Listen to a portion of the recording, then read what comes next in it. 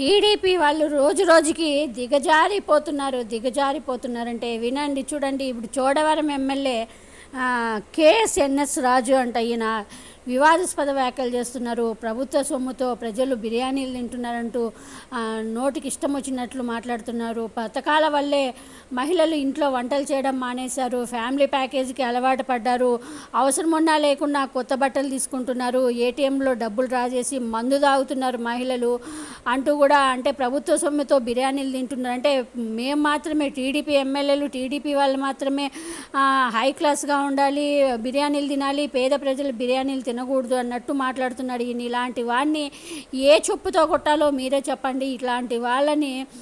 ఇలాంటి వాళ్ళకి ప్రజలు ఓట్లు వేసారంటేనే ఇంకా మనం అర్థం చేసుకోవాలి. అంటే ఇది ఈవీఎంలతో గెలిచిన వాళ్ళు ఇలాగే మాట్లాడతారు, ప్రజల ఓట్లతో గెలిచిన వాళ్ళు ఇలాంటి పొగురు, అహంకారం, కొవ్వుతో మాట్లాడరు.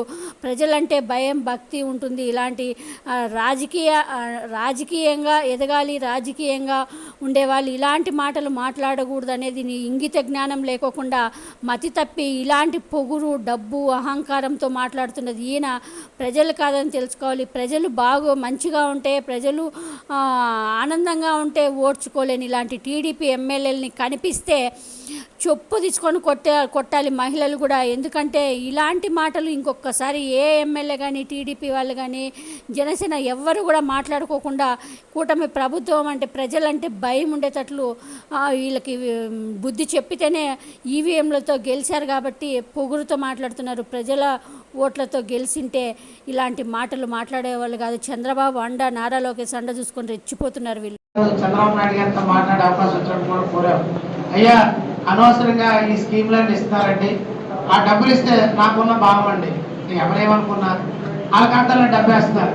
ఆ డబ్బు ఇవ్వడం వల్ల ఏం చేస్తారంటే వాళ్ళు ఆ ఏటీఎంలో డబ్బులు తీసుకోవడం, డాబాలకు వెళ్ళి బిర్యానీలు కొనుక్కోవడం, లేకపోతే ఇంకో చోటకి వెళ్ళి ఇంకోటి కొనుక్కోవడం. అది నేను చెప్పను, అది కూడా పట్టున్నారు.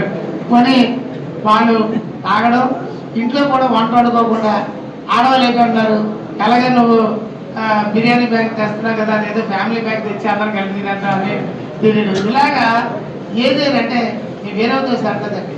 ఏ ఒక్కరైనా రేపు ఇంటింటికి వచ్చినప్పుడు నేను అడుగుతాను, గత 5 సంవత్సరాలు ప్రభుత్వం ఇచ్చిన డబ్బులతో ఈ మంచి పని చేసాం, ఇది కొనుక్కున్నాం, ఇది చేద్దాం అని చెప్పన్నది. లేకపోతే బట్టలు కొనిసుకోవడం అవసరం ఉన్నా లేకపోయినా అనవసరం చిల్లర ఖర్చుతో ఖర్చు అయిపోతుంది. మేము ముఖ్యమంత్రి గారు కూడా, అయ్యా మీరు డబ్బులు ఇచ్చేదా